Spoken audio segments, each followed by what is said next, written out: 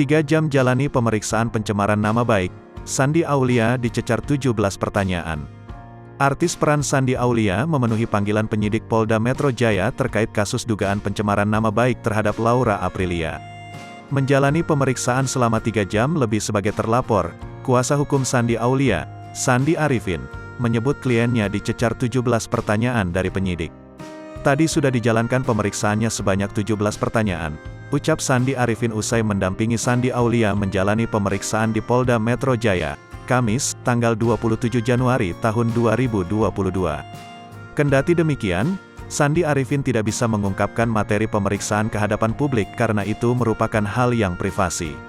Itu rahasia ya, karena itu kan berita acara pemeriksaan tidak boleh disampaikan di media, kata Sandi Arifin.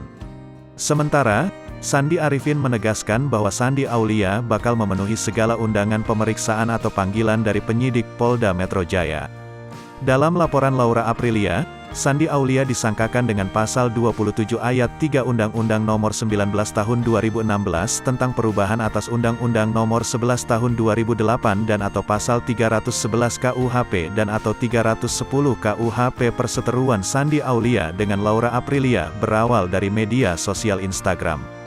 Saat itu, Shandy Aulia tidak terima anaknya dihina karena disebut kurang gizi oleh komentar Laura Aprilia. Shandy Aulia melalui kuasa hukumnya Hotman Paris sempat menyebut mereka sudah damai. Tetapi, pihak Laura Aprilia membantahnya. Sebab, Shandy Aulia menjelaskan kasus tersebut melalui kanal YouTube. Artikel ini telah tayang di kompas.com.